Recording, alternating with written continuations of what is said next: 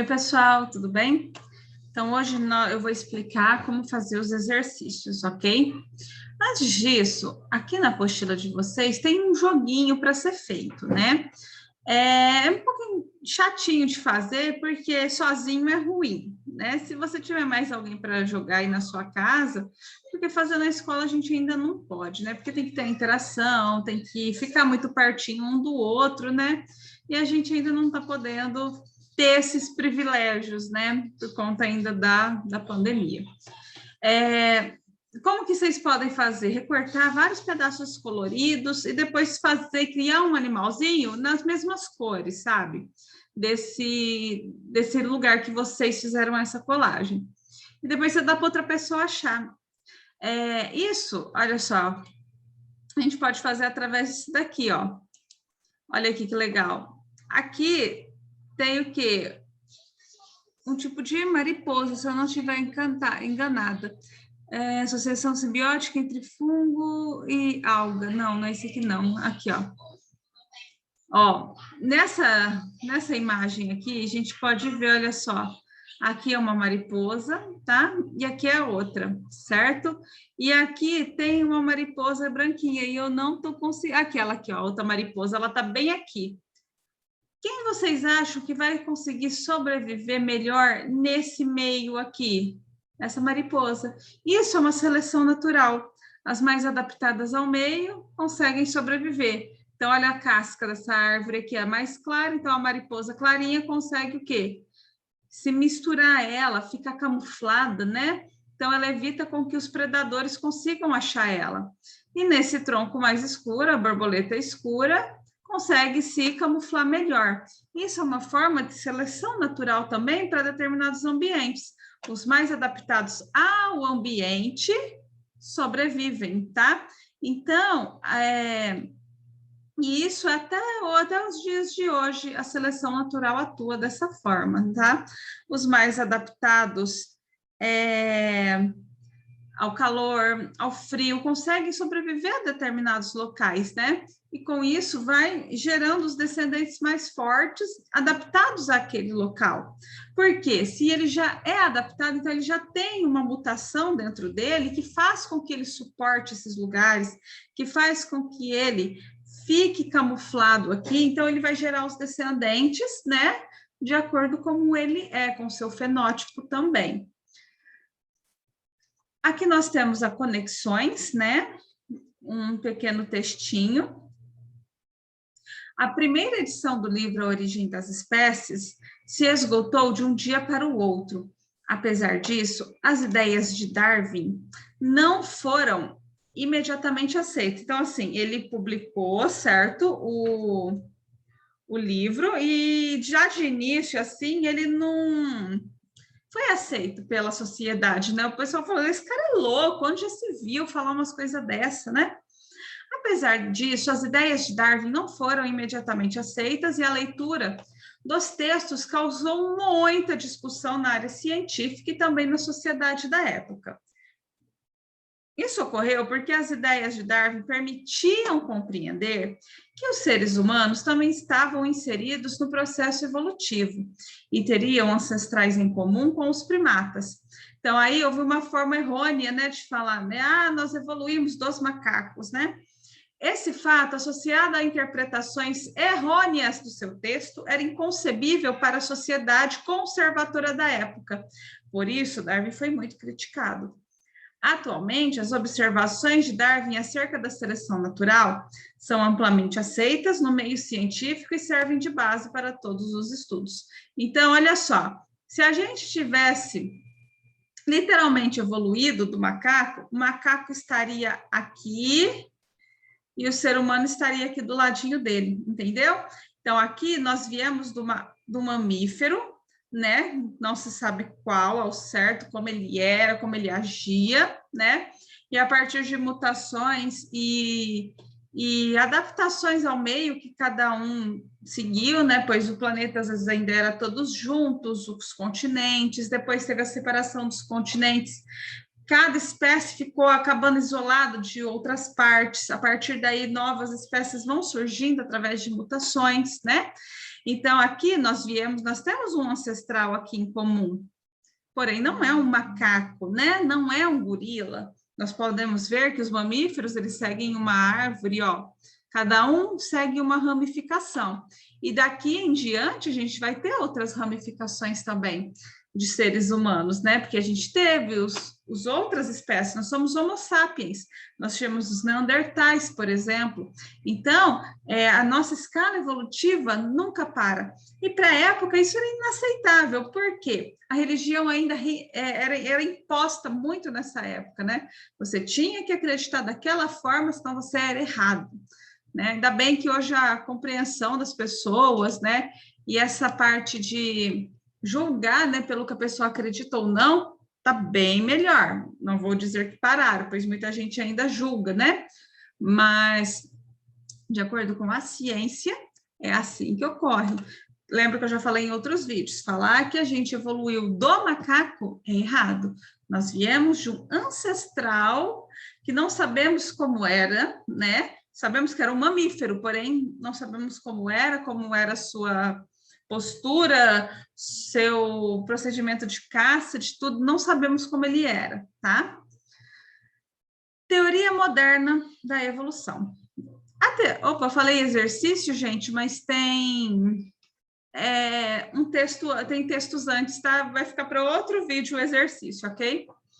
A teoria da evolução, proposta por Darwin, também chamada de darwinismo, explicou a evolução lenta e gradativa das espécies, relacionando-a com a biodiversidade. O que é biodiversidade? Biovida, vários tipos de vida, por meio dos conceitos de adaptação e seleção natural. No entanto, Darwin não conseguiu explicar como as mudanças surgem nos seres vivos e de que maneira elas são transferidas para os descendentes. Então, ele falou assim, não, a gente é da evolução, mas ele não conseguia entender, ele não conseguiu explicar como que os seres vivos tinham essas mudanças que apareciam, como que era passado de geração em geração. Na época, Darwin não conhecia a estrutura das células e do material genético para que ele pudesse sugerir uma explicação. Os estudos sobre a estrutura do DNA e a transmissão das características hereditárias foram desenvolvidas somente alguns anos após a morte de Darwin, com a retomada dos estudos de Gregory Mendel, lá das ervilhas, lembra do que a gente viu na apostila passada, do Mendel, que estudou a variabilidade das ervilhas, né? Cruzou a ervilha verde com a amarela para ver o que saía de lá, né? Lembra que a gente estudou isso? Lembra das combinações gênicas que os estudiosos fizeram nas épocas passadas e que hoje temos os transgênicos, né? Que pega um gene mais forte de um, coloca numa planta para que ela fique mais forte, resistente a determinadas pragas, né? Hoje nós sabemos que quem comanda isso é o DNA. Porém, na época de Darwin, eles nem imaginavam o que seria, o que era o DNA, né? Então, ele chegou no ponto que ele não conseguia mais explicar como os descendentes, né, tinham essas características. Só após sua morte, após alguns anos, é que descobriram a estrutura do DNA. A partir daí, desses estudos de Darwin associados ao conhecimento do DNA, é que nós temos a teoria moderna da evolução, ou teoria sintética da evolução, ou ainda neodarwinismo, que é o quê? É uma junção dos conhecimentos de Darwin com a atualidade, com o que sabemos sobre o DNA, os genomas. Essa teoria admite o material genético como transmissor das características entre as gerações e considera que as variações dos seres vivos são provenientes de mutações ou recombinações gênicas que o material genético pode sofrer, possibilitando a formação de novas características. Eu posso sofrer alguma mutação genética? Posso, a gente está suscetível. Nosso corpo ainda, eu falo que é uma caixinha de surpresas nos quesitos do que vai acontecer, né, com tipos de doenças, com tipos de variabilidades. Então, pode ser que eu tenha ocorrido uma mutação no meu corpo, porém eu não vou sentir. passei para os meus descendentes isso, e isso vai só passando. Se for algo que vai ser bom para a espécie, ela vai continuar passando, né? Se for algo que vai impedir a procriação, a propagação, essa espécie vai ser o quê? Parada, ela não vai conseguir, não vai ter espécies para transmitir. Alterações no material genético podem fazer com que os indivíduos tenham variações entre eles, o que pode levar à seleção dos indivíduos e à formação de novas espécies a partir daí.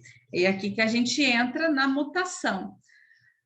A mutação é uma alteração do material genético, nos genes ou cromossomos, que podem ocorrer de forma espontânea, do nada pode acontecer uma, ou por fatores externos, uma radiação intensa que a pessoa recebeu, uma descarga de radiação de raios ultravioletas, raios X, raios gamas, não sei.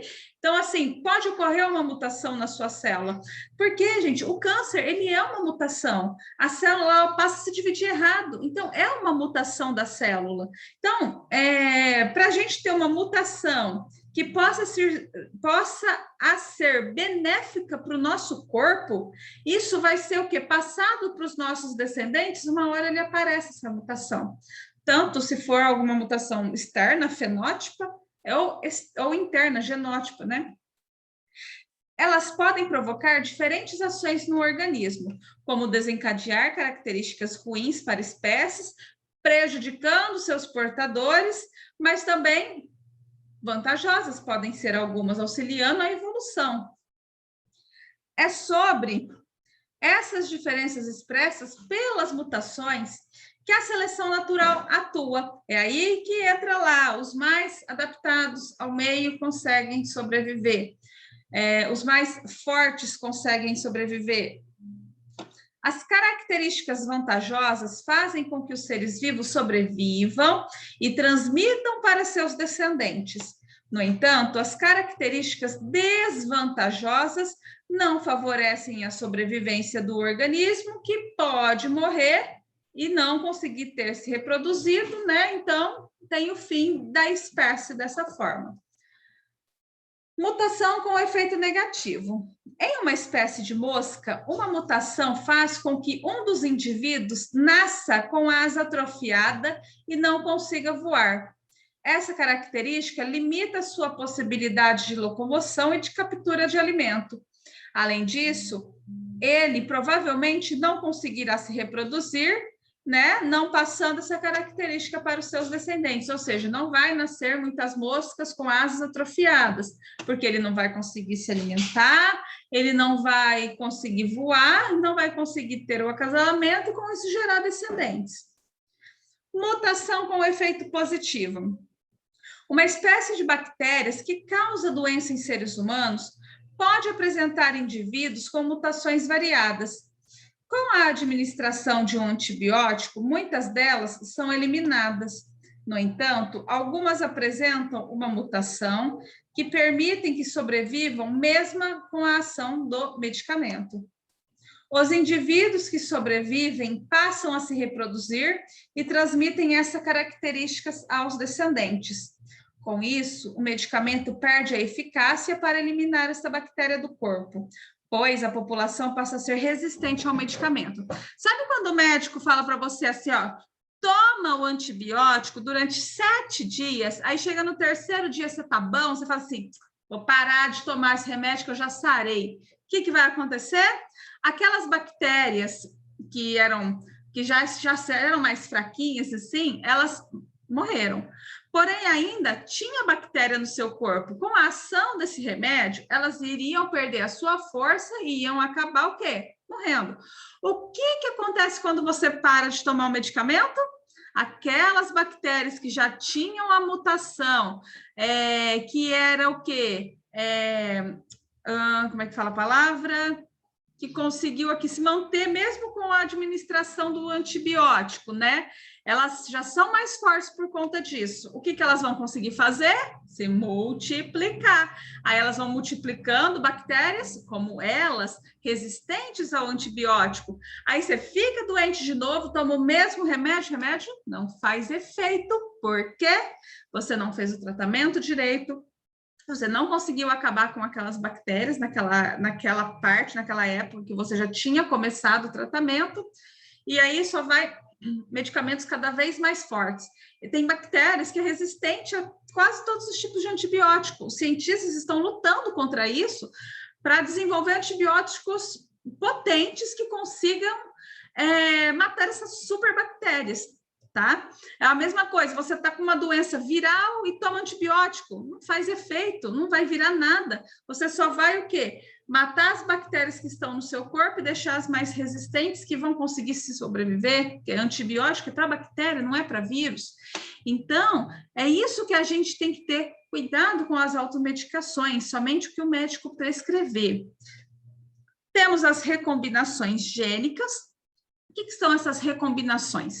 Ocorrem durante a meiose, na reprodução sexuada, durante a formação dos gametas e consiste em troca de gene entre os cromossomos. Então, na hora que está acontecendo a formação dos gametas, tanto masculino quanto feminino, no momento em que estão pareados e muito próximos, ocorre no processo de formação de gametas e com as mutações são responsáveis pela variação genética dos seres vivos, ou seja, o cromossomo masculino e feminino se junta, há uma variabilidade, vem vários da mãe, vários do pai. A recombinação genética acontece quando os genes são trocados, ou seja, recombinados entre os cromossomos homólogos, de modo que cada cromossomo passa a conter genes de outro. Isso normalmente ocorre no processo chamado de crossing over, que acontece na meiose durante a formação de gametas, ou seja, então isso vai acontecer quando estiver formando o óvulo e quando estiver formando o espermatozoide.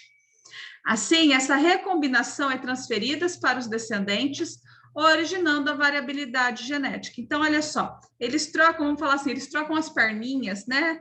Então, aqui, ó, tá vendo? Esse aqui ficou com um pedacinho do roxo, esse ficou com um pedacinho do azul. As mutações e as recombinações genéticas permitem que um ser vivo tenha características próprias que o associam à sua espécie, sem que sejam exatamente igual ao outro. Essa pequena variação entre os indivíduos possibilita a ação da seleção natural e a evolução das espécies. Então, essa troca, né, faz com que se tornem mais fortes, mais resistentes, e isso é passado aos seus descendentes, tá? Numa próxima aula, a gente continua essa explicação, certo? Qualquer dúvida, estou à disposição no grupo. Até a próxima.